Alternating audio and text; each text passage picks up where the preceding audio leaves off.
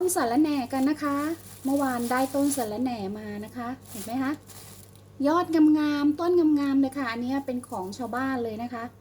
ออกรากง่ายเมื่อวานก็เอามาแช่น้ำไว้เห็นไหมคะรากออกเรียบร้อยแล้วเดี๋ยววันนี้เราจะไปปลูกกันนะคะสะระ